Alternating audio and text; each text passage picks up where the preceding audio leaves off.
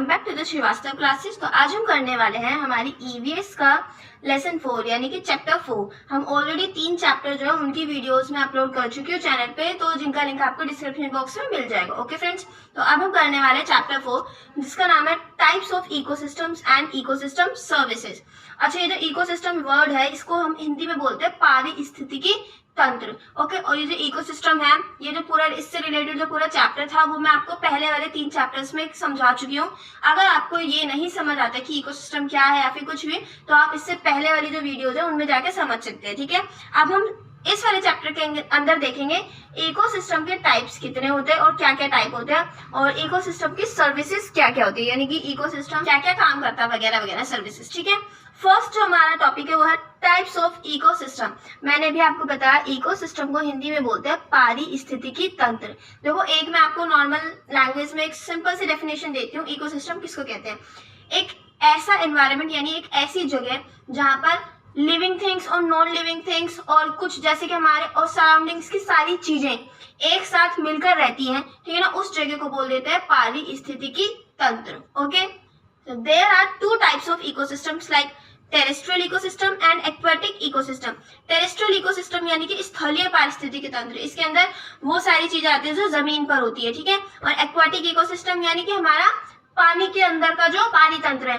देखो, इकोसिस्टम को पानी तंत्र भी बोलते हैं। ओके, तो 2 टाइप्स के इकोसिस्टम होते हैं। फर्स्ट टेरेस्ट्रियल इकोसिस्टम, सेकंड है एक्वेटिक इकोसिस्टम।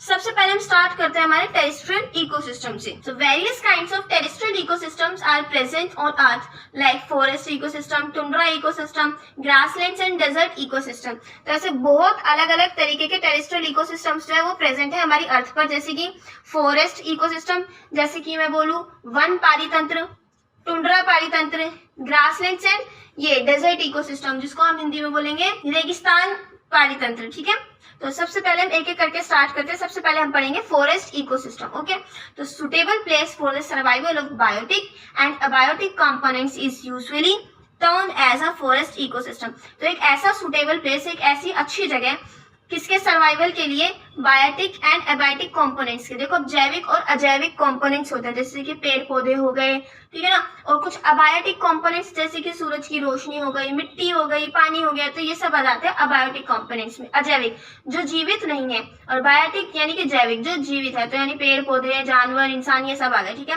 लेकिन जंगलों में तो ह्यूमंस की जो नंबर होता है वो कम होता है, इसमें हम ज्यादा एनिमल्स वगैरह, ऑर्गेनिजम्स, प्लांट्स, इन सबको ज्यादा लेते हैं। ठीक है, तो एक ऐसी सुटेबल प्लेस, एक ऐसी जगह जहां पर बायोटिक और एबायोटिक कंपोनेंट्स रह सके, यानी कि उनके रहने के लिए वो काफी अच्छी जगह हो, सुटेबल प्लेस हो, तो उसको हम बोलते हैं फॉरेस्ट इकोसिस्टम। ठीक है, अ forest ecosystem consist of various plants, animals and other micro organisms making it a natural habitat for them.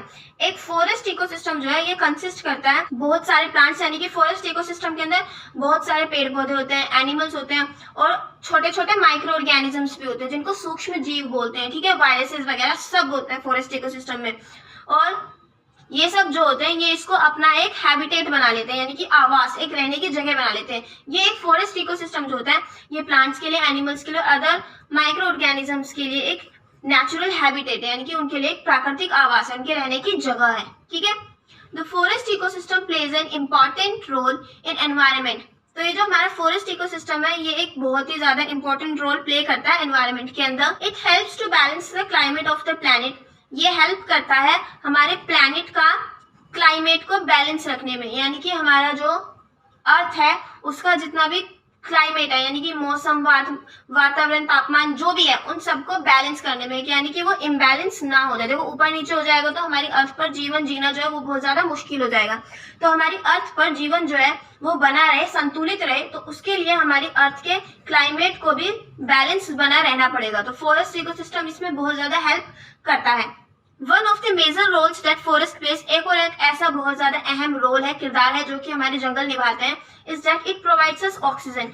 वो क्या है कि वो हमें सांस लेने के लिए ऑक्सीजन प्रोवाइड करते हैं।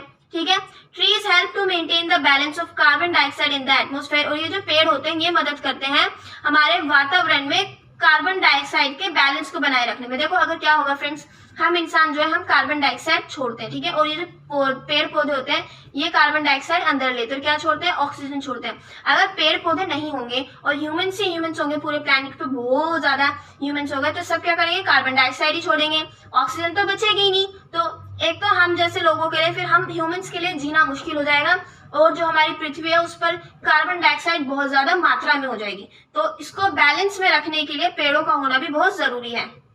बिसाइड्स दिस, इसके अलावा, बिसाइड्स दिस का मतलब होता है इसके अलावा, forest also help to prevent soil erosion, rainfall, purifying the air, ETC. तो इसके अलावा जो जंगल होते हैं ये सॉइल इरोजन यानी कि मिट्टी के कटाव को भी प्रिवेंट करता है, रोकता है, बारिश लाने में भी मदद करता है, और हवा को साफ भी करते हैं ये जंगल, और भी इनके बहुत सारे काम होते हैं, ठीक है। तो ये तो हुआ हमारा फॉरेस्ट इकोसिस्टम का छोटा सा ओवरव्यू।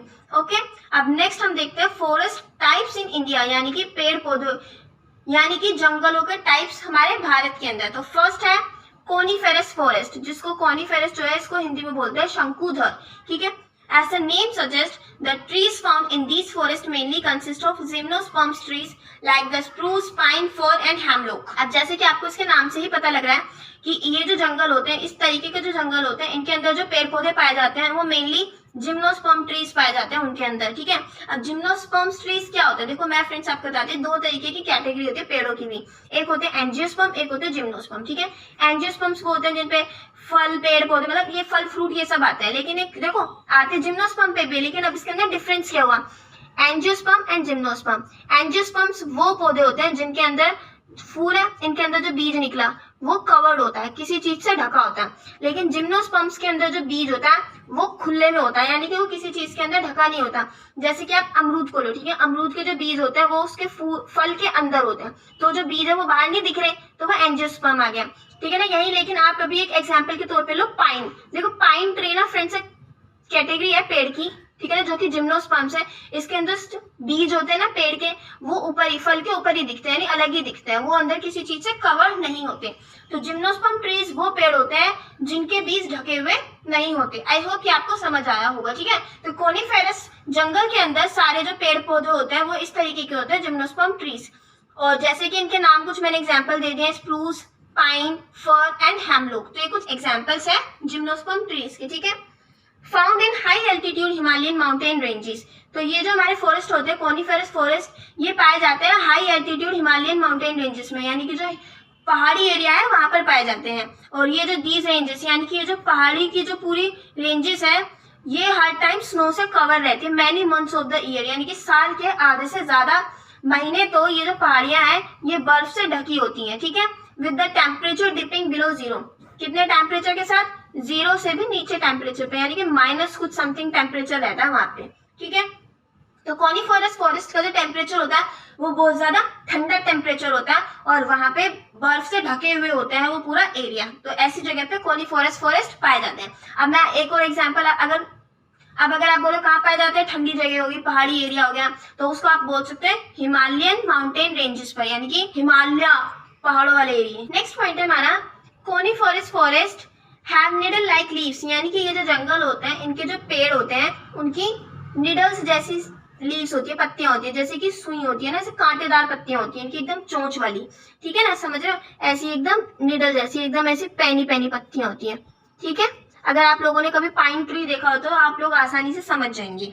तो इनकी जो पत्तियां होती है वो निडल लाइक होती हैं। These are found mostly in the northern part of North America, Asia and Europe. तो ये जो जंगल होते हैं मोस्टली पाए जाते हैं नॉर्दर्न पार्ट में, नॉर्थ अमेरिका के, एशिया एंड यूरोप, यानी कि Asia, Europe and North America के नॉर्दर्न पार्ट में ये जो है जंगल पाए जाते हैं।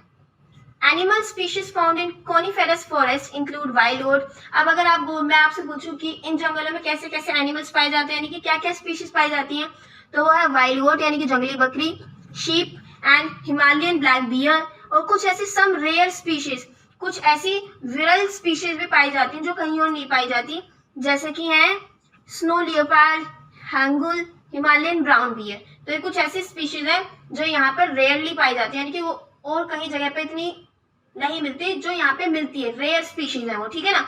रेयर स्पीशीज वो स्पीशीज जिन्हें ढूंढना इतना आसान नहीं होता, बहुत मुश्किल से वो दिखती है, विरल प्रजातियां जो धीरे धीरे खत्म होती जा रही है, ठीक है। नेक्स्ट हमारे जो टाइप है वो है ब्रॉड लीफ फॉरेस्ट।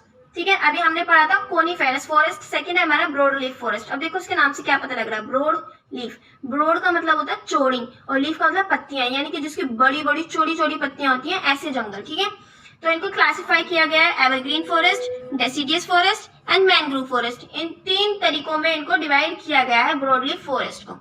अब एक एक करके पढ़ते हैं। इसमें सबसे पहले अब हम पढ़ेंगे एवरग्रीन फॉरेस्ट। ओके, तो ये पाए जाते हैं वेस्टर्न घाट्स में, north eastern India, Andaman and Nicobar islands पे। तो ये जो जंगल है ये इन जगह पर पाए जाते हैं। दीज रीजन्स, ये जो क्षेत्र है, received a high amount of rainfall during long monsoon period, यानी कि एवरग्रीन फॉरेस्ट जो है यहाँ पर बहुत ज्यादा बारिश होती है। ठीक है ना, क्या होती है, बहुत ज्यादा बारिश होती है ड्यूरिंग मॉनसून पीरियड, यानी कि जब मॉनसून काल आता है, मॉनसून मौसम आता है, तो उस दौरान यहाँ पे बहुत ज्यादा बारिश पड़ती है। Trees in evergreen forest keep shedding some leaves throughout the year instead of having a dedicated dry leafless phase as in a deciduous forest। यहाँ पे जो पेड़ पौधे होते हैं एवरग्रीन फॉरेस्ट में, वो पूरे साल थोड़े थोड़े अपने पत्ते जो होते हैं गिराते रहते हैं, यानी कि झड़ते रहते हैं। इनके पत्ते थोड़े थोड़े झड़ते रहते हैं, पत्ते गिरते रहते हैं। इंस्टेड ऑफ हैविंग, इसके बजाय कि, यानी कि देखो मैं सिंपल टर्म में आपको समझाती हूँ। यहाँ के एवरग्रीन फॉरेस्ट के जो पेड़ होते हैं वो हर पूरे साल एक एक दो मतलब थोड़े थोड़े पत्ते गिराते रहते हैं अपने पेड़ पे से। इसके बजाय कि यहाँ पर एक टाइम ऐसा आए कि पूरा पेड़ ही सूख जाए। जैसे आपने सुना होगा सूखे का जो मतलब पतझड़ का जो मौसम आता है, तो एवरग्रीन फॉरेस्ट में ऐसा कोई पतझड़ का मौसम नहीं आता कि किसी टाइम पे आके पेड़ एकदम ही पत्ती से मतलब उसमें पत्ती ही ना बचे कि सारी ही पत्तियां झड़ गई, ऐसा नहीं होता है। वहां पर पूरे टाइम हर थोड़ी थोड़ी पत्तियां गिरती रहती है, नई नई पत्तियां आती रहती हैं। ठीक है, तो आई होप ये आप समझोगे। और ये जो मैं अभी आपको बता रही हूँ ना कि मतलब पतझड़ वाला जो मौसम आता है, उस मौसम में जब पेड़ अपनी सारी पत्तियां गिरा देता है, लीफलेस हो जाता है, तो ये जो फेज आता है ये डेसिडियस फॉरेस्ट में आता है, ये एवरग्रीन फॉरेस्ट में नहीं आता है। तो यही मैंने इसमें लिखा है, trees in evergreen forest keep shedding some leaves throughout the year instead of, instead का मतलब होता है बजाय, of having a dedicated dry leafless, यानी कि इसमें कोई ऐसा ड्राई लीफलेस फेज नहीं आता है जो कि डेसिडियस फॉरेस्ट में आता है। इसमें पूरे साल थोड़े थोड़े पत्ते झड़ते रहते हैं, ऐसा कोई टाइम नहीं होता कि पेड़ पूरा ही पत्तियों से खत्म हो जाए, यानी पेड़ पे पत्तियां ही ना बचे। ठीक है, species richness in evergreen forest is highest, यानी कि यहाँ पर बहुत ज्यादा अलग अलग तरीके की स्पीशीज पाई जाती हैं, बहुत ही ज्यादा डाइवर्सिटी है। ठीक है, several orchids and ferns are found in these forest, बहुत सारे ऑर्चिड्स और फॉन्ट्स जो है वो पाए जाते हैं इस फॉरेस्ट में। High diversity of mammals, reptiles, insects are found adapted to this forest, यानी कि इन फॉरेस्ट में बहुत ज्यादा डाइवर्सिटी पाई जाती है मैमल्स की भी, यानी कि अलग अलग स्पीशीज के अलग अलग तरीके के मैमल्स पाए जाते हैं। रेप्टाइल्स, इंसेक्ट्स अलग अलग तरीके के मिलते हैं इन फॉरेस्ट में। Some of animals found in evergreen forest include, कुछ ऐसे जानवर हैं अब जो एवरग्रीन फॉरेस्ट में पाए जाते हैं, जैसे कि tiger, leopard, sambar, Malabar pied hornbill and tree frogs. ये कुछ एग्जाम्पल्स हैं एनिमल्स के जो पाए जाते हैं एवरग्रीन फॉरेस्ट में। नेक्स्ट जो हमारा वो है डेसिडियस फॉरेस्ट। डेसिडियस का मतलब होता है झड़ने वाला, यानी कि ये ऐसे जंगल होते हैं जहाँ पे पतझड़ का मौसम होता है वो आता है, और जहाँ पे उस मौसम में जितने भी पेड़ होते हैं वो सब लीफलेस हो जाते हैं, यानी कि उनकी सारी पत्तियां झड़ जाती है और डंडियां डंडियां रह जाती हैं। ठीक है, तो deciduous forest are found in regions with a moderate amount of rainfall during monsoon season. तो ये ऐसी जगह पर पाए जाते हैं जहाँ पर मॉनसून के सीजन में ठीक ठीक बारिश आती है, ना कि ना ज्यादा ना कम, बिल्कुल मॉडरेट अमाउंट आती है जितनी आनी चाहिए। ठीक है, तो ये ऐसी जगह पे पाए जाते हैं। These forests have a specific season in which trees shed their leaves। In forest में एक स्पेसिफिक सीजन होता है जिसके अंदर जो ये पेड़ होते हैं अपनी सारी पत्तियां गिरा देते हैं, यानी कि इनकी सारी पत्तियां झड़ जाती है, जिसको कि हम पतझड़ का मौसम बोलते हैं। ठीक है, नेक्स्ट है teak, sal and ain are some examples of trees found in deciduous forest in India। तो हमारे deciduous forest में, भारत के deciduous forest में कुछ ट्रीज पाए जाते हैं जिनके एग्जाम्पल्स है टीक, साल एंड एन। ये कुछ एग्जाम्पल्स है जो हमारे डेसिडियस फॉरेस्ट में पाए जाते हैं। एनिमल्स जैसे कि अब कुछ जानवर भी देख लेते हैं कि कौन से जानवर मिलते हैं। तो जैसे कि टाइगर, चीतल, barking deer, fly catchers, hornbills, ये सब जो है डेसिडियस फॉरेस्ट में पाए जाते हैं। नेक्स्ट जो हमारा टाइप है वो है thorn and scrub forest. Next जो हमारा टाइप है वो है मैनग्रोव फॉरेस्ट, इस पे सी आएगा फ्रेंड्स। ठीक है, थर्ड टाइप जो है हमारा वो है मैनग्रोव फॉरेस्ट। मैनग्रोव का मतलब होता है सदाबहार, यानी कि ऐसे जंगल होते हैं जो सदाबहार जंगल होते हैं। ठीक है, तो mangrove forest consist of trees and shrubs found in coastal intertidal zones in the tropics and sub tropics. देखो लैंग्वेज थोड़ी सी टफ हो सकती है फ्रेंड, लेकिन मैं पूरी कोशिश करूंगी कि आप लोगों को इजीली समझा सकूं। ठीक है, देखो सबसे पहले मैं आपको समझाती हूँ कोस्टल का मतलब, जिसको बोलते हैं तटीय। आपने समुद्र तट वगैरह सुने होंगे जहां पर समुद्र की वो मतलब समुद्र तटीय इलाका, तो कोस्टल को बोलते हैं तटीय। इंटर टाइडल जोन्स, देखो टाइड का मतलब होता है ज्वारीय और इंटर का मतलब हो गया अंतर, तो अंतर ज्वारीय जोन्स यानी कि क्षेत्र, ठीक है। कहाँ पर? ट्रॉपिक्स और सब ट्रॉपिक्स जगह पर, यानी कि उष्णकटिबंधीय और उपोष्णकटिबंधीय जगह पर। तो जो ये मैंग्रोव फॉरेस्ट होते हैं ये कंसिस्ट यानी कि इनके अंदर पाए जाते हैं ट्रीज एंड श्रब्स, पेड़ और श्रब्स। श्रब्स होते हैं छोटी मोटी घास फूस, जो छोटी लेंथ के जो पेड़ पौधे होते हैं उनको श्रब्स बोलते हैं। तो ये पाए जाते हैं, ये मैंग्रोव फॉरेस्ट पाए जाते हैं कोस्टल इंटरटाइडल जोन्स में, ट्रॉपिक्स और सब ट्रॉपिक्स रीजन में, यानी कि उष्णकटिबंधीय और उपोष्णकटिबंधीय क्षेत्रों में कोस्टल इंटरटाइडल जोन्स के अंदर ये मैंग्रोव फॉरेस्ट पाए जाते हैं। There are about 80 different species of mangrove trees. In forest के अंदर लगभग 80 डिफरेंट स्पीशीज पाई जाती है मैंग्रोव ट्रीज की, सदाबहार पेड़ों की 80 अलग अलग स्पीशीज यानी प्रजातियां पाई जाती हैं। All of these trees grow in areas with low oxygen soils, और ये जो सभी पेड़ हैं ये उगते हैं ऐसे एरिया में जहां पर लो ऑक्सीजन सॉइल होती है, यानी कि जो मिट्टी में होती है ऑक्सीजन काफी कम होती है मिट्टी में, तो ये ऐसी जगह पर उगते हैं। मिट्टी की जो ऑक्सीजन लेवल होती है फ्रेंड्स वो काफी कम होता है, तो ऐसी जगह पे कम से कम 80 अलग अलग प्रजातियां पाई जाती है मैंग्रोव ट्रीज की। Many mangrove forests can be recognized by their dense tangle of prop roots that make the trees appear to be standing on the stilts above the water.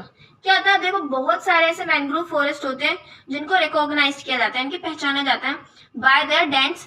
Dense का मतलब होता है घनी, टैंगल का मतलब उलझी हुई, प्रोप रूट्स होती है, जैसे आपने बानियान ट्री देखा होगा है ना, बरगद का पेड़ जिसको बोलते हैं, उसकी जैसे देखी होंगी आपने। देखो ये तो हो गया पूरा तना, तो उसमें कुछ ऐसी जड़ें लटकी हुई होती है ना, कुछ ऐसे लटका लटका देखा होगा आपने, ठीक है, तो उनको बोलते हैं प्रोप रूट्स। ऐसी जो लटकी हुई रूट्स जड़ें होती है उनको बोलते हैं प्रोप रूट्स। तो मैंग्रोव फॉरेस्ट जो होते हैं इनको पहचाना जाता है उनकी घनी और उलझी हुई प्रोप रूट्स की वजह से, क्योंकि यहाँ पे जितने भी पेड़ पौधे होते हैं ज्यादातर सबकी घनी और उलझी हुई प्रोप रूट्स होती हैं, ऐसी होती हैं, ठीक है ना, जो कि पेड़ को यानी कि that make the trees appear to be standing, जिनकी वजह से पेड़ ऐसा लगता है जैसे कि वो पानी के ऊपर खड़ा हुआ है। स्टैंडिंग ऑन स्टिल्स, स्टिल्स का मतलब यहाँ पे ना लक्कड़ का मतलब है, जैसे कि एक मोटा लक्कड़, तो ऐसा लगता है कि एक मोटी लकड़ी के ऊपर ये जो पेड़ है पानी के ऊपर खड़ा हुआ है, ऐसा देखने में लगता है, जिसकी वजह से ये जो पेड़ पौधे हैं, ये जो फॉरेस्ट है, ये बहुत ज्यादा लुभावना लगता है, बहुत सुंदर लगता है देखने में भी, ठीक है। Mangrove forest stabilize the coast line, reducing erosion from storm surges, currents, waves and tides. ये जो मैंग्रोव फॉरेस्ट होते हैं ये स्टेबलाइज करते हैं, इनकी स्थिर करते हैं कोस्ट लाइन को, रिड्यूस करते हैं यानी कि कम करते हैं इरोजन। इरोजन का मतलब मिट्टी का कटाव वगैरह जो ये सब होता है, ठीक है ना, रिड्यूस करते हैं यानी कि कम करते हैं इरोजन को, किससे? तूफानी लहर से, यानी कि जब भी कोई तूफानी लहर आती है, तूफान की धारा आती है या फिर समुद्र की वेव्स आती हैं, टाइड्स आती हैं, तो उन सब से बचाते हैं ये मैंग्रोव फॉरेस्ट, ठीक है। The intricate root system of mangroves, ये जो एक जटिल, इंट्रिकेट का मतलब होता है जटिल, ठीक है ना, यानी कि मुश्किल, ये जो इंट्रिकेट रूट सिस्टम है हमारे मैंग्रोव्स का also make these forest attractive to fish and other organisms seeking food and shelter from predators. यानी कि ये जो एक जटिल रूट सिस्टम है जो मैंने अभी आपको बताया था कि ऐसे ऊपर नीचे गिरी होती है, ठीक है ना, इसकी वजह से जो मैंग्रोव्स है ये जो फॉरेस्ट है ये बहुत ज्यादा अट्रैक्टिव हो जाते हैं, किनके लिए? फिशेस के लिए एंड अदर ऑर्गेनिजम्स के लिए, दूसरे ऑर्गेनिजम्स के लिए जो कि फूड और शेल्टर के लिए यानी कि शरण के लिए बचते हैं, यानी कि घूमते फिरते हैं इधर उधर, यानी शिकारी से बचने के लिए जो इधर उधर घूमते हैं और अपने फूड की तलाश में, यानी कि जिन्हें खाना ढूंढने के लिए घूमते हैं, तो उन जानवरों के लिए ये जो मैंग्रोव फॉरेस्ट है ये बेस्ट प्लेस होता है इनके लिए, एक जगह ये अट्रैक्टिव फॉरेस्ट होते हैं, ठीक है। इन सिंपल लैंग्वेज अगर मैं आपको बताऊं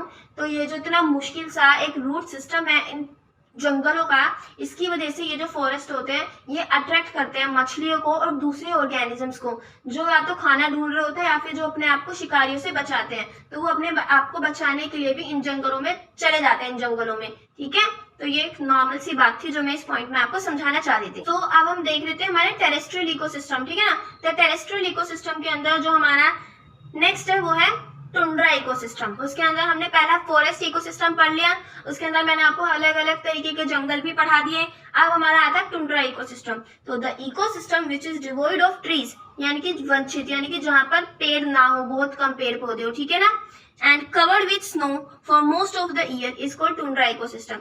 यानी कि एक ऐसा पारितंत्र जिसमें पेड़ पौधे बहुत कम हो और जो कि लगभग ज्यादातर टाइम पर बर्फ से ढका हुआ हो, तो उस पारितंत्र को बोलेंगे टुंड्रा इकोसिस्टम।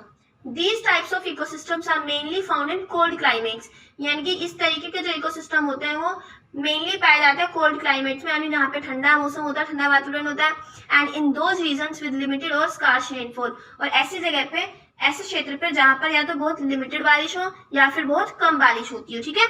पोलर रीजन्स जो है वो एग्जाम्पल्स हैं टुंड्रा इकोसिस्टम के, कि जो टुंड्रा इकोसिस्टम है वो पोलर रीजन्स पे पाया जाता है।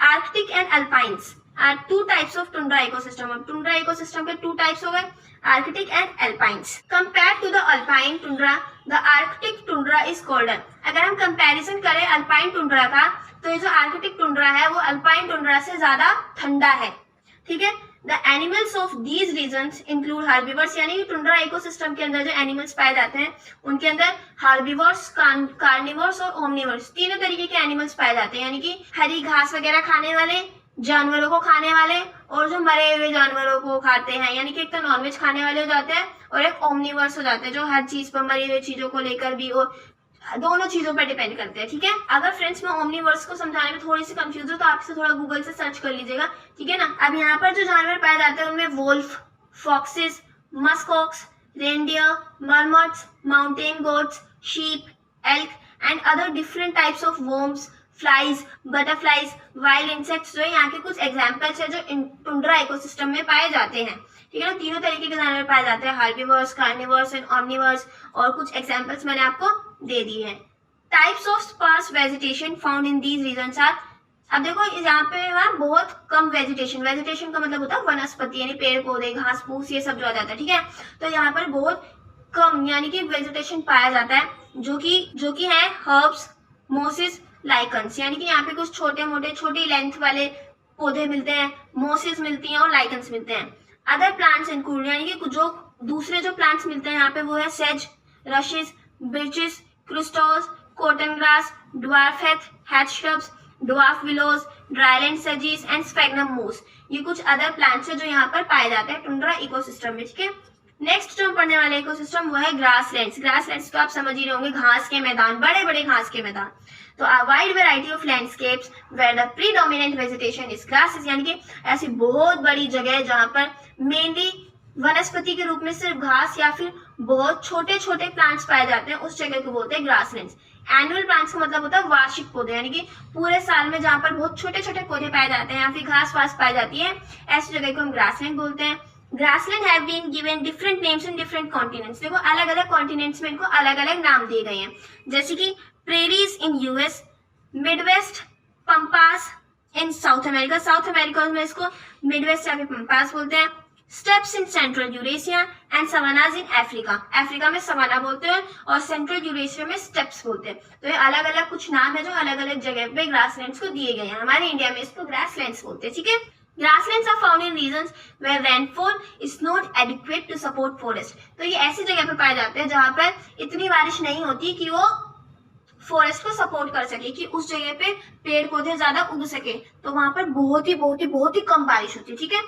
Broadly there are two different types of grasslands, यानी कि मेनली अगर देखा जाए तो दो तरीके की ग्रासलैंड्स है, एक है ट्रॉपिकल, एक है टेम्परेट। तो ये टू टाइप्स ऑफ ग्रासलैंड्स है। A grassland ecosystem is a mixture of small herbs, weeds, grass, trefoil, dicotyledonous shrubs and other leguminous species।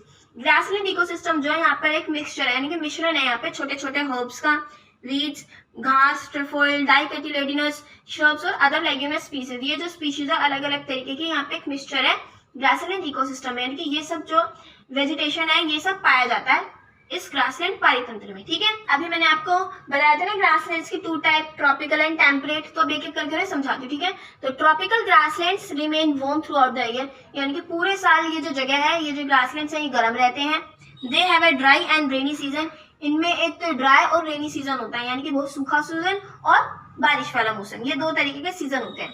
और इसमें जो एग्जाम्पल्स है ट्रॉपिकल ग्रासलैंड का वो है एक सवाना अफ्रीका में। अफ्रीका में जो सवाना इकोसिस्टम मिलता है वो एक ट्रॉपिकल ग्रासलैंड है, ठीक है। अब इसके अंदर जो एनिमल्स पाए जाते हैं like giraffe, zebra, rhinos, Lions, hyenas and elephants जो है वो पाए जाते हैं इन ग्रासलैंड्स के अंदर। अब बात करते हैं टेम्परेट ग्रासलैंड्स की, ठीक है ना। तो temperate grasslands on the other hand receive less rainfall in comparison to tropical grasslands. तो जो ट्रॉपिकल ग्रासलैंड है इन्हें जितनी बारिश इन्हें मिलती है तो उससे भी काफी कम बारिश जो है टेम्परेट ग्रासलैंड्स में होती है, यानी कि इन घास के मैदानों में टेम्परेट वालों में बहुत ही कम बारिश होती है, ठीक है। तो यहाँ पे क्या क्या वेजिटेशन है, तो ग्रासेस ऑफ शॉर्ट लेंथ जो है यहाँ पे पाई जाती है, यानी कि बहुत छोटी लेंथ की घास फूस जो है वो यहाँ पे पाई जाती है। ठीक है, अब देखो फ्रेंड्स, मैंने आपको बता दिया, क्या क्या बताया, मैंने आपको फॉरेस्ट इकोसिस्टम बताया और टुंड्रा इकोसिस्टम बताया। तो ये हमारे टेरेस्ट्रियल इकोसिस्टम के दो तरीके हो गए। अब हमारा थर्ड जो टाइप है वो है डेजर्ट इकोसिस्टम। तो ये भी हमारे टेरेस्ट्रियल इकोसिस्टम का थर्ड टाइप है, डेजर्ट इकोसिस्टम। तो deserts are the ecosystem which receives less और एक्सट्रीमली लेस रेनफॉल। तो ये एक ऐसे पारितंत्र है डेजर्ट इकोसिस्टम जो बहुत ही कम या फिर एक्सट्रीमली लेस, हद से ज्यादा कम बारिश जहाँ पे होती है वो रेगिस्तान पारितंत्र होते हैं। ठीक है ना। डेजर्ट्स जो है वो डेजर्ट्स आर फाउंड, वो पाए जाते हैं वेस्टर्न इंडिया में और डेक्कन प्लेट में, प्लेटियो जो भी आप बोलो। ठीक है ना। तो इन जगह पर ये डेजर्ट इकोसिस्टम पाए जाते हैं। Climate in the desert is extremely dry. अब रेगिस्तानों में जो क्लाइमेट होता है वो बहुत ज्यादा सूखा होता है। Thar desert of Rajasthan is example of a typical desert in India. सुना ही होगा आप लोगों ने, थार रेगिस्तान से कौन वाकिफ नहीं है। तो हमारे भारत में टिपिकल डेजर्ट अगर मैं बोलूं तो वो थार डेजर्ट जो है वो उसका एक एग्जाम्पल है। विच हैज सैंड ड्यून्स, जिसके अंदर सैंड ड्यून्स यानी कि बालू के टीले। अब क्या देखोगे आप फ्रेंड्स, थार का जो पूरा रेगिस्तान है उसमें हर जगह आपको बालू के टीले दिखेंगे। बालू यानी कि मिट्टी, यानी कि मिट्टी के टीले लगे हुए दिखते हैं आपको हर जगह, कहीं भी नजर फिरा लो। ठीक है। Grasses and some shrubs grows in these regions, यानी कि कुछ छोटी मोटी घास किसी किसी जगह पे मिल जाती है, कोई छोटी मोटी घास और छोटे मोटे पेड़ पौधे जो कि श्रब्स होते हैं, यानी कि छोटे पौधे वो पाए जाते हैं इन रीजन्स में।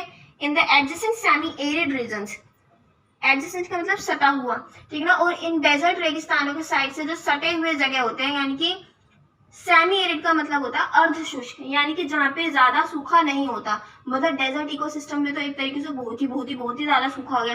तो इन सेमी एरिड रीजन्स में इतना सूखा नहीं होता, थोड़ी सी नन्ही सी बारिश हो जाती है। तो ये इन जो एरियाज होते हैं यहाँ पे कुछ स्पीशीज पाई जाती है श्रब्स की एंड ट्रीज की, लाइक बबूल एंड खेर। तो यहाँ पे इन तरीके की कुछ स्पीशीज पाई जाती है। ओके, तो देखो ये हमारा पूरा टेरेस्ट्रियल इकोसिस्टम हो गया कंप्लीट। अब नेक्स्ट हम करने वाले हैं एक्वेटिक इकोसिस्टम। देखो फ्रेंड्स, मैं अपनी तरफ से पूरी कोशिश कर रही हूँ कि मैं आप लोगों को अच्छे से अच्छा समझा सकूं, इजी से इजी समझा सकूं। तो अब अगर आप लोग मुझे बोलोगे ना कि यार आपने कंटेंट तो हमें इतना कम दिया है, तो मैंने कंटेंट आपको इतना दिया है जिसमें मैं आपको बहुत ज्यादा अच्छे से समझा सकूं और आप पूरी नॉलेज को ग्रैस्प कर सके। मैं अगर आपको सोचो मैं आपको इतना सारा कंटेंट दे दूं कि आपको देख के सर में दर्द हो जाए कि यार क्या ही पढ़ाया, मतलब इतना ज्यादा, तो इतना नहीं है। मैंने आपको इस तरीके से समझा रही हूँ कि आप एग्जाम में जाके खुद से लिख सको, आप बना सको, ताकि अगर आपको नॉलेज होगी तो आप एग्जाम में खुद बना सकते हो। ठीक है। नेक्स्ट हमारा एक्वेटिक इकोसिस्टम। तो different types of aquatic systems are as follows, यानी कि एक्वेटिक सिस्टम भी दो तरीके के होते हैं। पहला होता है फ्रेश वाटर एक्वेटिक सिस्टम, दूसरा होता है मराइन वाटर एक्वेटिक सिस्टम। ठीक है। सो फ्रेश वाटर की बात करते हैं सबसे पहले। They cover only a small portion of earth, nearly 0.8%, यानी पूरी पृथ्वी का 0.8% जो हिस्सा होता है सिर्फ वो ही fresh water aquatic ecosystem cover करता है, यानी कि साफ पानी जो है वो सिर्फ पृथ्वी पर इतना ही पाया जाता है। ठीक है। Fresh water involves lakes, ponds. ये जो फ्रेश वाटर है यानी कि जो अच्छा पानी है, ये जो एक्वेटिक इकोसिस्टम है इसके अंदर इन्वॉल्व होता है lakes, ponds, rivers and streams, wetlands, swamp, bog and temporary pools. तो ये सारी चीजें मानी जाती है फ्रेश वाटर इकोसिस्टम में। ठीक है। Fresh water habitats are classified into lotic and lentic habitats. अब देखो फ्रेश वाटर हैबिटेट्स यानी कि आवास, यानी कि ऐसी जगह जहां पर फ्रेश वाटर हो। तो ये जो है इनको 2 हैबिटेट्स में डिवाइड किया गया है, लोटिक एंड लैंटिक। मैं पहले आपको नॉर्मली समझा देती हूँ, फिर लोटिक एंड लैंटिक इकोसिस्टम मैं आपको अलग से समझाऊंगी। ठीक है। So water bodies such as lakes, ponds and pools, bogs and other reservoirs are standing water, यानी कि ऐसी पानी की जगह जहां पर पानी ठहरा होता है। देखो लेक्स में, पॉन्ड्स में, पूल्स में और जितनी भी पानी की ऐसी जगह है जहां पे पानी ठहरा हुआ है, बह नहीं रहा है, इनको बोलते हैं लैंटिक हैबिटेट्स। ठीक है। और वेरएस बल्कि जहां पर पानी जो होता है फ्लो होता है, यानी कि पानी बह रहा है नदी की तरह, जैसे कि हमारी गंगा रिवर हो गई। ठीक है ना। जैसे इसमें एग्जाम्पल है रिवर्स और स्ट्रीम्स। तो ये हो जाते हैं हमारे लोटिक हैबिटेट्स। इजी समझ आ गया होगा। लैंटिक हैबिटेट्स यानी कि ऐसी वाटर बॉडीज जिनके अंदर पानी ठहरा होता है, एंड लोटिक हैबिटेट्स यानी कि ऐसी वाटर बॉडीज जिनके अंदर पानी बहता है। तो ये समझ आ गया होगा। अब एक करके पहला सबसे पहले आपको समझाती हूँ लोटिक इकोसिस्टम। ठीक है। They mainly refer to rapidly flowing water that move in a unidirectional way including the rivers and streams. तो इसमें दे मेनली रेफर, इसमें मेनली आते हैं ऐसी वाटर बॉडीज जिनके अंदर पानी बहता है, rapidly flowing water that move in a unidirectional way, यानी कि एक डायरेक्शन में बहता है, ऐसे नहीं इधर भी सेम डायरेक्शन में बहता है पानी, ऐसा नहीं ना वापिस आता है, सेम डायरेक्शन में पानी बहता है। यूनि का मतलब होता है एक, डायरेक्शन का मतलब डायरेक्शनल। तो एक डायरेक्शन में जब पानी बहता है तो ऐसी वाटर बॉडीज को हम बोलते हैं लोटिक इकोसिस्टम, ठीक है ना। और इसके अंदर रिवर्स एंड स्ट्रीम्स आते हैं। दीज एनवायरमेंट्स यानी कि ये जो इकोसिस्टम्स होते हैं harbour numerous species of insects, इनके अंदर जो मतलब हार्बर का मतलब होता है रखना, ठीक है ना, यानी कि इनके अंदर बहुत ज्यादा अलग अलग तरीके की स्पीशीज पाई जाती है इंसेक्ट्स की, सच एज बीटल्स, जैसे कि beetles, may flies, stone flies and several species of fishes. तो इनके अंदर अलग अलग स्पीशीज पाई जाती है इंसेक्ट्स की, और बहुत सारी स्पीशीज पाई जाती है मछलियों की। मछलियों में जैसे कि ट्राउट, ईल, मिनो, ईटीसी एक्सेट्रा, ठीक है ना। तो ये बहुत सारी स्पीशीज पाई जाती है इनके अंदर। Apart from these aquatic species, अब इन एक्वाटिक स्पीशीज के अलावा these ecosystem also include various mammals. अब इनके अंदर मैमल्स भी पाए जाते हैं, such as beavers, river dolphins and otters. तो ये कुछ ऐसे मैमल्स हैं जो इन इकोसिस्टम्स के अंदर पाए जाते हैं लोटिक इकोसिस्टम के अंदर, ठीक है। नेक्स्ट है हमारा लैंटिक इकोसिस्टम। तो लैंटिक इकोसिस्टम्स के अंदर मैंने अभी आपको बताया था ऐसी वाटर बॉडीज जिनके अंदर पानी ठहरा होता है, स्टिल होता है, बहता नहीं है, तो उनको लैंटिक इकोसिस्टम होता है। So they include all standing water habitats, यानी कि वो सारी वाटर बॉडीज जहां पर पानी स्टैंडिंग होता है, ठहरा होता है। अब लेक्स एंड पॉन्ड्स जो है यहाँ के मेन एग्जांपल्स हो गए लैंटिक इकोसिस्टम के। The word lentic mainly refers to stationary. अब ये जो हमारा वर्ड लैंटिक है ये मेनली रेफर करता है स्टेशनरी और रिलेटिवली स्टिल वाटर पर, यानी कि इसका मतलब होता है स्टेशनरी यानी कि ठहरा हुआ, या फिर स्टिल वाटर, देखो मतलब एक ही है, ठहरा हुआ, ठीक है ना, तो कुछ भी बोल रहा। These ecosystems are home to algae. अब ये जो इकोसिस्टम होते हैं ये घर होते हैं एल्गी के, क्रैब्स, श्रिम्प्स, एम्फीबियंस। अब एम्फीबियंस में क्या क्या, सच एज फ्रॉग्स एंड सैलामेंडर्स। ये दो एग्जांपल्स मैंने आपको एम्फीबियंस के दे दिए, ठीक है ना। तो ये जो इकोसिस्टम होते हैं यहाँ पे algae, crabs, shrimps, frogs and salamanders पाए जाते हैं। For both rooted and floating leaf plants, और इसमें वो भी पेड़ पौधे भी पाए जाते हैं, यानी प्लांट्स भी पाए जाते हैं। कौन से, जो तैरने वाले पौधे होते हैं और जिनकी जड़ें होती हैं, इन दोनों तरीके के प्लांट्स जो होते हैं इन इकोसिस्टम में पाए जाते हैं। आपने शायद कभी पढ़ा होगा तैरने वाले पेड़ पौधे भी होते हैं, ठीक है ना, और आप जड़ वाले पेड़ पौधे तो आपने देखे हैं जो हमारी अर्थ पर लगे होते हैं, ठीक है ना। तो इसके अंदर तैरने वाले पेड़ पौधे और जड़ों वाले पेड़ पौधे दोनों तरीके के पेड़ पौधे होते हैं।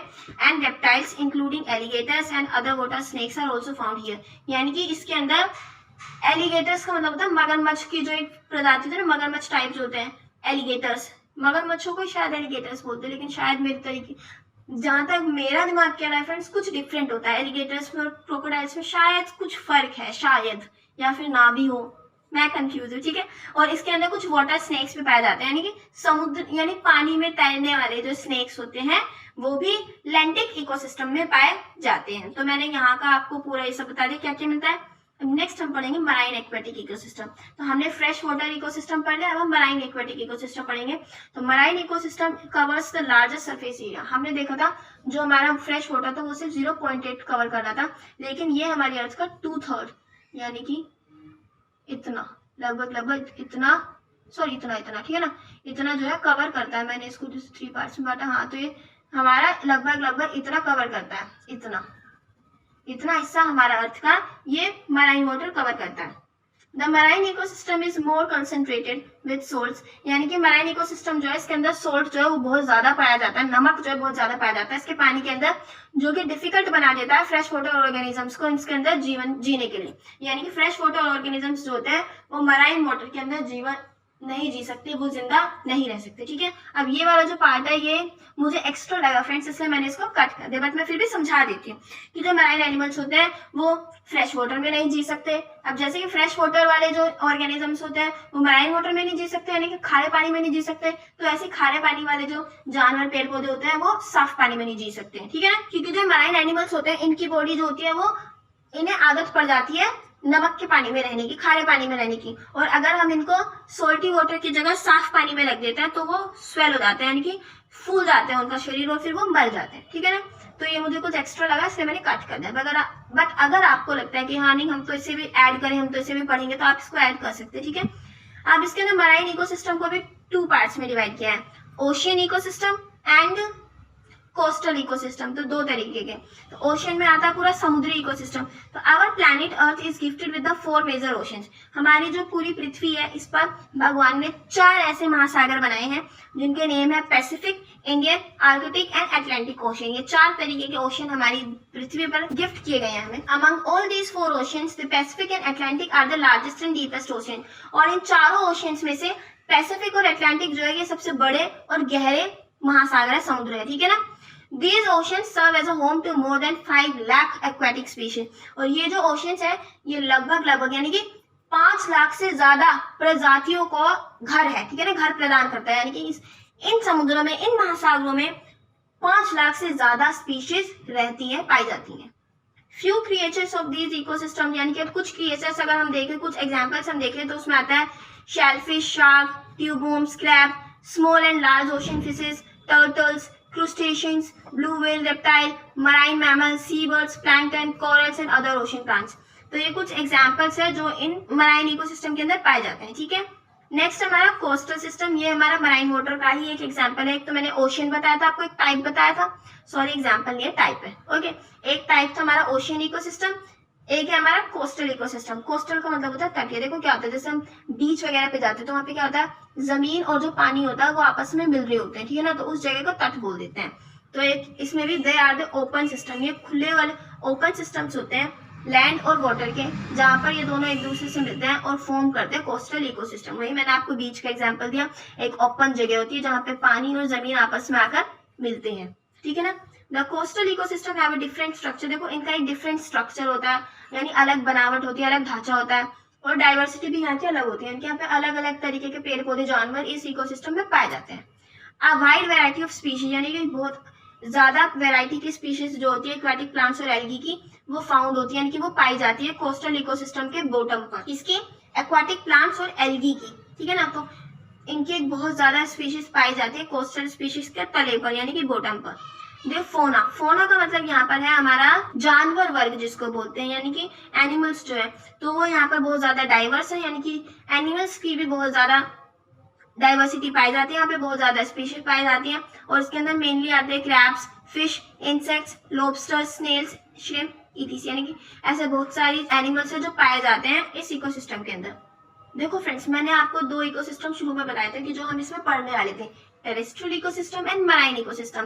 टेरेस्ट्रियल इकोसिस्टम में मैंने आपको सबसे पहले पढ़ाया फॉरेस्ट इकोसिस्टम, फिर उसके बाद उसके टाइप्स पढ़ाए, फिर उसके बाद मैंने आपको उसका टुंड्रा इकोसिस्टम, फिर डेजर्ट इकोसिस्टम, ये सब मैंने आपको पढ़ाया, ठीक है ना। फिर मैंने आपको एक्वाटिक इकोसिस्टम पढ़ाया। एक्वाटिक इकोसिस्टम में मैंने आपको 2 टाइप्स पढ़ाए, marine water and fresh water. अब मराइन वाटर भी 2 टाइप्स का था और फ्रेश वाटर भी 2 टाइप्स में हमने डिवाइड किया हुआ था, ठीक है ना।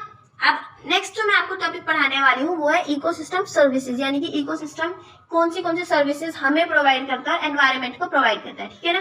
तो फर्स्ट है प्रोविजनिंग सर्विसेज। तो इसके अंदर आता है कि इकोसिस्टम जो होता है, यानी कि हमारा जो पारितंत्र होता है, तो वो हमें कच्चा माल और एनर्जी आउटपुट्स प्रोवाइड करता है। एनर्जी आउटपुट्स यानी कि खाने की चीजें जिससे हमें एनर्जी मिलती है, like food, water, medicine and other resources from ecosystem. तो प्रोविजनिंग सर्विसेज में आता है कि इसके अंदर इंक्लूड करते हैं कि दिस इंक्लूड्स द प्रोडक्ट्स या फिर रॉ मटेरियल्स, ठीक है ना, और energy outputs like food, water, यानी कि जो इकोसिस्टम होता है वो हमें बहुत सारे संसाधन प्रोवाइड करता है, जैसे कि कच्चा माल हो गया, खाना हो गया, पानी, मेडिसिन, ऐसे बहुत सारे रिसोर्सेज हमें इकोसिस्टम प्रोवाइड करता है। एंड इकोसिस्टम हमारा सोर्स ऑफ फूड, और इकोसिस्टम्स जो है ये एक सोर्स है किसका, पानी का, फूड का, मेडिसिन, वुड, बायोफ्यूल्स एक्सेट्रा का। And also they provide conditions for these resources to grow. और ऑल्सो ये जो हमारे पारितंत्र होते हैं ये जगह भी प्रोवाइड करते हैं, ऐसी कंडीशंस भी प्रोवाइड करते हैं जिनके अंदर हमारे ये जो रिसोर्सेज होते हैं, जो संसाधन होते हैं, ये उग सके। यानी कि अगर सोचो कोई ऐसी कंडीशन ही नहीं होगी, यानी कि देखो अगर बारिश नहीं होगी तो क्या पेड़ पौधे उग पाएंगे? नहीं। अगर कोई ऐसी जगह नहीं होगी जहाँ पर मिट्टी में नमी हो, तो क्या हमारी वो ऐसे पौधे उग पाएंगे जो मिट्टी की नमी से उगते हैं? नहीं उग पाएंगे। तो इकोसिस्टम का काम होता है हमें रिसोर्सेज प्रोवाइड करना, ठीक है ना, और एक ऐसा एनवायरनमेंट बनाना, ऐसी कंडीशंस प्रोवाइड कराना जिससे कि हमारे रिसोर्सेज जो है वो उग सके। तो ये हमारी पहली सर्विस हो गई प्रोविजनिंग सर्विसेज। थोड़ी सी लैंग्वेज टफ है फ्रेंड्स, बट मैं आपको इजीली समझा रही हूँ। अगर आपको ये लैंग्वेज नहीं लिखनी, हटा दो इसको, फेंक दो साइड में, ठीक है ना। अब आपको क्या लिखना है? आपको लिखना है कि इकोसिस्टम जो होता है हमें प्रोवाइड करता है रॉ मटेरियल्स, ठीक है ना, and energy outputs like food, water, medicine, ठीक है ना, और इकोसिस्टम्स जो होता है ये प्रोवाइड करते हैं conditions for these resources to grow. बस इतना खत्म आपको, ठीक है। नेक्स्ट हमारा रेगुलेटिंग सर्विसेज, यानी कि इकोसिस्टम के एक और काम क्या होता है, रेगुलेट करना। किसको रेगुलेट करना भी वो बता देती हूँ। This includes the services which regulate the ecological balance. Regulate का मतलब होता है नियंत्रण करना, यानी कि इकोसिस्टम के दूसरे काम ये है कि हमारे इकोलॉजिकल बैलेंस को, यानी कि हमारे पारितंत्रीय बैलेंस को नियंत्रण करना, यानी कि पेड़ पौधे की, एनिमल्स की और हर चीज की जो पूरी एक अमाउंट होती है उसको बैलेंस में रखना है। ऐसा ना रखना कि हमारी जो इकोलॉजी यानी कि हमारा जो एनवायरनमेंट है वो खतरे में जाया जा रहा है, नहीं, एक बैलेंस बनाए रखना हर चीज के बीच में, वो भी एक काम होता है इकोसिस्टम का। तो एक ये सर्विस भी प्रोवाइड करता है नियंत्रण बनाए रखने का हर चीज के बीच में। तो अभी नियंत्रण कैसे बनाए रखता है, इसके अंदर शामिल आता है purification of air and water, यानी कि जो इकोसिस्टम होता है वो हमारी हवा का और पानी का प्योरिफिकेशन करता है, क्लाइमेट का रेगुलेशन करता है। नहीं, कई बार होता है ना क्लाइमेट बहुत ज्यादा हो जाता है तो बारिश आकर क्या होता है, क्लाइमेट को रेगुलेट कर देता है। यानी कि देखो जब ज्यादा गर्मी होती है तो आपने देखा होगा हमेशा जब जब ज्यादा गर्मी हुई है बारिश हुई है, ठीक है ना, तो ऐसे क्या करते हैं, क्लाइमेट रेगुलेट करता है, यानी कि मौसम को बैलेंस बनाए रखता है। फ्लड कंट्रोल करना, कार्बन स्टोरेज करना, सोइल इरोजन को प्रिवेंट करना, नेचुरल हजार्ड रेगुलेशन करना, पॉलिनेशन, पेस्ट कंट्रोल करना और डिकम्पोजिशन ऑफ वेस्ट जो है माइक्रोब्स ये कराना। तो ऐसे बहुत सारे तरीके हो गए जिनकी वजह से इकोसिस्टम जो है नियंत्रित करता रहता है हमारे इकोलॉजिकल बैलेंस को। तो ये बहुत सारे अलग अलग तरीके हो गए, प्रोसेसेस हो गए जिनके करने से, यानी कि जिनके द्वारा हमारा इकोलॉजिकल बैलेंस जो है वो नियंत्रित रहता है। ये एक इकोसिस्टम की सर्विस है कि वो इकोलॉजिकल बैलेंस को नियंत्रित रखे, ठीक है। देखो क्या है, अगर ये अनियंत्रित हो जाएगी तो हमारा इस पृथ्वी पर जीवन जीना बहुत ज्यादा मुश्किल हो जाएगा, ठीक है। नेक्स्ट पॉइंट है, all these processes collectively work making the ecosystem functional and sustainable. अभी जो मैंने आपको पीछे प्रोसेसेस बताए थे, इन सभी प्रोसेसेस का जो काम होता है वो होता है इकोसिस्टम को फंक्शनल और सस्टेनेबल बनाना, यानी कि जो हमारा पारितंत्र होता है इसको फंक्शनल यानी कि चालू बनाए रखना, यानी कि हर टाइम इसको काम करते रहना, और सस्टेनेबल यानी कि टिकाऊ बनाए रखना, ठीक है। नेक्स्ट हमारा है कल्चरल सर्विसेज। देखो फ्रेंड्स, इसको समझाने के लिए मैं नॉर्मल लैंग्वेज में आपको एक बार समझा देती हूँ। देखो कल्चर का मतलब होता है संस्कृति, ठीक है ना। देखो ह्यूमन जो है वो प्रकृति में रहता है, ठीक है ना, और कॉन्स्टेंटली इंटरेक्ट करता है, यानी कि कॉन्स्टेंटली नेचर के साथ अपने आप को बदलता रहता है। अगर ह्यूमन बदलता है तो नेचर भी अपने आप को चेंज करता है ह्यूमन के अनुसार, यानी कि इंसानों के अनुसार प्रकृति भी अपने आप को बदलती है, ठीक है। कल्चरल सर्विसेज जो होते हैं ये कंट्रीब्यूट करती है to the progress and cultural advancement of people, यानी कि लोगों की सांस्कृतिक उन्नति में और लोगों की प्रगति में ये जो कल्चरल सर्विसेज होती हैं ये अपना योगदान देती हैं। It includes the role of ecosystem. अब ये जो कल्चरल सर्विसेज होती है इसके अंदर शामिल होता है कि जो हमारे इकोसिस्टम का जो रोल है, यानी कि हमारा इकोसिस्टम रोल प्ले करता है local, national and global cultures में, ठीक है, यानी कि लोकल लेवल पे और एक देश के लेवल पे और ग्लोबल लेवल पे, यानी कि पूरे वैश्विक लेवल पे जो संस्कृति है इनको बनाए रखने में जो इकोसिस्टम है वो एक अहम रोल प्ले करता है, ठीक है। It also include spiritual enrichment, यानी कि देखो क्या होता है कल्चरल सर्विसेज में क्या हो जाता है, ये जो हमारे पेड़ पौधे होते हैं, इकोसिस्टम होता है, ये लोगों की स्पिरिचुअल इनरिचमेंट करता है, यानी कि लोगों की जो आध्यात्मिक ज्ञान है उसको बढ़ाता है। लोगों का बौद्धिक ज्ञान, इंटेलेक्चुअल यानी कि बौद्धिक, यानी कि बुद्धि से रिलेटेड, ये लोगों के बौद्धिक विकास पर मतलब जोर देता है। Recreation, aesthetic values and creativity born by interacting with nature, और ये अलग अलग क्रिएटिविटी को जन्म देता है नेचर से इंटरेक्ट करके, जैसे कि आर्ट, म्यूजिक, आर्किटेक्चर, ये सब। तो ये कल्चरल सर्विसेज हो गई जो हमारा इकोसिस्टम प्रोवाइड करता है, ठीक है। नेक्स्ट हमारी supporting services. Supporting services form the basis of other services. तो जो सपोर्ट से मतलब क्या समझ रहे हो, सपोर्ट करना, जितनी भी मैंने आपको ऊपर की 3 सर्विसेज बताई हैं इनको सपोर्ट प्रदान करना होता है सपोर्टिंग सर्विसेज। तो supporting services form the basis of other services, ये दूसरी सर्विसेज के लिए बेसिस को बनाता है। They provide habitat for different life forms, ये जो है ये प्रोवाइड करते हैं हैबिटेट यानी कि आवास, यानी कि रहने की जगह, लाइफ फॉर्म्स यानी कि अलग अलग लाइफ फॉर्म्स को रहने के लिए जगह प्रोवाइड करना, है ना, और बायोडाइवर्सिटी बनाए रखना, रिटेन करना, बनाए रखना, बायोडाइवर्सिटी बनाए रखना, न्यूट्रिएंट साइकिल यानी कि जैसे carbon cycle, oxygen cycle, sulphur cycle, इन सारी साइकिल का लगातार चलते रहना, तो nutrient cycling and other services for supporting life on earth. और ऐसी बहुत सारी सर्विसेज होती हैं जो अर्थ पर लाइफ को सपोर्ट करता है, तो इसका काम होता है दूसरी सर्विसेज को सपोर्ट प्रदान करना और पृथ्वी पर जीवन को सपोर्ट करना, ताकि पृथ्वी पर जीवन जीना आसान हो सके, ठीक है। नेक्स्ट और लास्ट शायद जो हमारा टॉपिक है वो है ecosystem preservation and conservation strategies. Friends मैंने बहुत ढूंढा बट मुझे इससे ज्यादा इजी या फिर मुझे कहीं कुछ नहीं मिला, तो मुझे आपका यही पूरा टॉपिक जो है एज इट इज आपको समझाना पड़ेगा। तो फर्स्ट हमारा है इकोलॉजिकल रिस्टोरेशन। इस रिस्टोरेशन का मतलब होता है मरम्मत, यानी कि पारिस्थितिकी मरम्मत। ठीक है। तो ecological restoration means restoring the ecosystem to one perfect condition. तो इकोलॉजिकल रिस्टोरेशन का मतलब होता है मरम्मत करना हमारे इकोसिस्टम की, ताकि वो बहुत परफेक्ट हो जाए, यानी कि उसके अंदर अगर कोई भी कमी है तो उसको ठीक करके पारितंत्र को अच्छा बनाया जा सके, उसको बोलते हैं ecological restoration. Ecological restoration focuses on the recovery of many aspects. अब ये जो हमारा इकोलॉजिकल रिस्टोरेशन है ये फोकस करता है इकोसिस्टम के बहुत सारे पहलुओं की रिकवरी पर, यानी कि इन किन किन को ठीक करना चाहिए। ठीक है ना। तो किन किन पहलू पर ये अपना फोकस करता है। पहला हेल्थ ऑफ इकोसिस्टम, यानी कि इकोसिस्टम की जो हेल्थ है वो कैसी होनी, अच्छी होनी चाहिए। तो वो कैसे करता है, ये इसकी मरम्मत कैसे करता है, यानी कि अब हमारे इकोसिस्टम की जो स्वास्थ्य है उसको कैसे बनाए रखता है।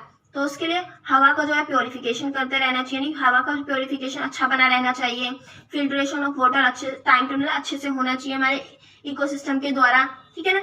दूसरा इंटीग्रिटी ऑफ इकोसिस्टम, यानी कि अगर हमें अपने इकोसिस्टम की मरम्मत करनी है तो हम 3 तरीके से करते हैं। पहला उसकी हेल्थ पे लेकर, दूसरा उसकी अखंडता को लेकर, तीसरा उसके सस्टेनेबिलिटी को लेकर, यानी कि जितने भी हमारे रिसोर्सेज वगैरह है और जितना भी मतलब हमारा इकोसिस्टम बना रहे टिकाऊ। ठीक है ना, यानी कि सस्टेनेबल। तो इंटीग्रिटी ऑफ इकोसिस्टम में आता है species composition and community structure, यानी कि हमारी की जो स्पीशीज की बनावट है जो वो बनी रहे और कम्युनिटी का स्ट्रक्चर कैसा है। ठीक है ना, ये सब बना रहे। सस्टेनेबिलिटी में आ जाता है, यानी कि ये रोकता है प्रतिरोध, यानी कि और रिसाइलेंस टू डिस्टर्बेंस, यानी कि अगर हमारे इकोसिस्टम को कोई भी चीज आके डिस्टर्ब कर रही है, कोई उसको हार्म पहुंचाना चाह रही है, तो हमारे इकोसिस्टम को बचाने के लिए हमें उसकी मरम्मत करने के लिए मतलब हमें उसकी मरम्मत करते रहनी पड़ेगी कि कोई भी चीज उसको नुकसान ना पहुंचा सके। देखो इस टॉपिक के अंदर हम पढ़ रहे हैं हम इकोसिस्टम को कैसे बचा सकते हैं और ठीक है ना उसके लिए क्या क्या कंजर्वेशन स्ट्रेटेजीज हम अपना सकते हैं। तो पहली मैंने आपको बताई उसकी मरम्मत करके। टाइम टू टाइम हमें अपने इकोलॉजी पर ध्यान देना पड़ेगा कि जो हमारा पारितंत्र है वो स्वस्थ बना रहे। ठीक है ना, और जितनी भी सारी स्पीशीज है वो उसमें हेल्दी तरीके से रहे। ठीक है ना, किसी को कोई दिक्कत ना हो, किसी को कोई नुकसान ना पहुंचे। अगर हमारी पारितंत्र को कोई डिस्टर्ब हो रहा है यानी कि कुछ ऐसी चीज है जो उसको हार्म पहुंचाना चाहिए तो उसे रोकना भी काम है, ये भी कंजर्वेशन स्ट्रेटेजीज है। ठीक है। नेक्स्ट हमारा रिहैबिलिटेशन, तो इसमें आ जाता है पुनर्वास। ठीक है। सो जो रिहैबिलिटेशन था यानी कि पुनर्वास, उसका मतलब होता है returning of a degraded land to a fully functional ecosystem irrespective of its original state, यानी कि कोई एक ऐसी जगह है जो पूरी बंजर हो चुकी है फिर खराब हो चुकी है, उसको दोबारा से काम में लाना, उसको दोबारा से एक फंक्शनल इकोसिस्टम बनाना रिहैबिलिटेशन होता है। ठीक है ना। अब इसके बजाय कि वो पहले कैसी थी, खराब हो गई कैसी थी, ये जाने बगैर किसी जगह को, किसी खराब जगह को कामयाब बनाना, उसको उपयोग लायक बनाना रिहैबिलिटेशन आ जाता है। तो ये एक और तरीका हो गया हमारी इकोलॉजी को प्रिजर्व करने का, मतलब हमारे इकोसिस्टम को प्रिजर्व करने का, उसको बचाने का। ठीक है। तीसरा जो तरीका वो है रीमेडिएशन, यानी कि उपचार करना, यानी कि हमारे इकोसिस्टम का टाइम टू टाइम उपचार करते रहना चाहिए। तो ये एक ऐसा प्रोसेस है जिसके अंदर फिजिकल और बायोलॉजिकल मेथड्स का यूज करके हमारे इकोसिस्टम से हमारे जो हमारा पॉल्यूटेड इकोसिस्टम होता है उससे उन सारे दूषित पदार्थों को हटाना जो हमारे इकोसिस्टम को पॉल्यूट कर रहा है, यानी कि प्रदूषित कर रहा है। फिजिकल और बायोलॉजिकल मेथड्स का यूज करके केमिकल कंटेमिनेंट्स, यानी कि ऐसे केमिकल दूषित पदार्थों को दूर करना हमारे पॉल्यूटेड इकोसिस्टम से जो उन्हें खराब कर रहा है, गंदा कर रहा है हमारे इकोसिस्टम को, to protect human and ecosystem health. तो ये हम क्यों करते हैं, यानी कि हम अपने इकोसिस्टम में से इन सब दूषित पदार्थों को दूर क्यों कर रहे हैं, ह्यूमन और इकोसिस्टम हेल्थ को प्रोटेक्ट करने के लिए। तो एक तीसरा तरीका हो गया अपने इकोसिस्टम को प्रिजर्व और कंजर्व करने के लिए। फोर्थ है हमारा रिक्लेमेशन। रिक्लेमेशन का मतलब होता है सुधार। ठीक है। So it is a process by which biotic function and productivity of severely damaged land is restored. तो एक ऐसा प्रोसेस है जिसके जरिए बायोटिक फंक्शंस को और प्रोडक्टिविटी किसकी, सीवियर डैमेज लैंड की, यानी कि कोई एक ऐसी जगह है जो सीवियरली डैमेज हो चुकी है, यानी कि जिस पर बिल्कुल ही खत्म हो चुका है हमारा इकोसिस्टम, जीवन ही खत्म हो गया उस पर, तो उसको दोबारा से रीस्टोर करना, उसको दोबारा से अच्छा बनाना, ये एक दूसरा यानी कि तीसरा तरीका, एक सुधार का तरीका, यानी कि किसी भी जगह को सुधारना। ठीक है ना, कोई खराब जगह उसको सुधारना, ये चौथा तरीका है हमारे इकोसिस्टम को कंजर्व करने का। देखो फ्रेंड्स, ये रिक्लेमेशन और रिहैबिलिटेशन थोड़ा थोड़ा सेम साउंड कर रहा है, ठीक है ना। तो आप इसमें थोड़े कंफ्यूज मत होना। रिहैबिलिटेशन का मतलब होता है पुनर्वास, यानी एक जगह को दोबारा से उसमें जीवन, यानी कि जीवन की जो वो होती है, यानी कि जो पहले वाली जगह होती है, अगर वहां पे जीवन बिल्कुल खत्म हो चुका है तो उस जगह को दोबारा से रहने लायक जगह बनाना, ठीक है ना। तो उसको हम बोल देते हैं पुनर्वास, रिहैबिलिटेशन। और रिक्लेमेशन का मतलब कोई जगह खराब है तो उसमें थोड़ा सा सुधार करके उसको दोबारा से ठीक कर देना। वो तो हो गया कि पूरी जगह पहले से बिल्कुल खराब थी और उसको दोबारा से रहने लायक बनाएंगे, इसमें थोड़ा सा सुधार करके इसको रहने लायक बनाया, ठीक है। नेक्स्ट है हमारा मिटिगेशन। सो इसको डिफाइन किया जाता है रिस्टोरेशन, रिहैबिलिटेशन प्रोसेस। ये एक रिस्टोरेशन और रिहैबिलिटेशन प्रोसेस के तौर पर इसको डिफाइन किया जाता है, जो कि रिड्यूस करता है effect of source of degradation, यानी कि इसका काम होता है डिग्रेडेशन के सोर्स को, इफेक्ट को कम करना, ठीक है ना। यानी कि देखो, अगर हम जिस चीज से हमारी जो इकोसिस्टम है वो खराब हो रहा है, वो डिग्रेड हो रहा है, अगर हम उस सोर्स को ही खत्म कर देंगे तो क्या हमारा इकोसिस्टम बचेगा? नहीं, प्रिजर्व होगा ना फ्रेंड्स। तो इसमें है डिग्रेडेशन के सोर्स को ही खत्म कर देना, रिड्यूस कर देना, कम कर देना उसके इफेक्ट को, तो ये हो गया हमारा मिटिगेशन। तो ये हमारे हो गए preservation and conservation strategies. I hope आपको ये समझ आया होगा। देखो, थोड़ी थोड़ी टर्म्स मुझे पता है फ्रेंड्स, इसमें थोड़ी डिफिकल्ट थी, लेकिन फिर भी मैंने आप लोगों के लिए इजी समझाने की पूरी कोशिश की है। एंड जो डिफिकल्ट टर्म्स थी मैंने उनके वर्ड मीनिंग्स भी आपके लिए लिख दिए हैं। अगर आपको फिर भी कोई डाउट है तो आप मुझे कमेंट बॉक्स में कमेंट कर सकते हैं और अपना डाउट क्लियर कर सकते हैं। Okay, thanks for watching. जय हिंद।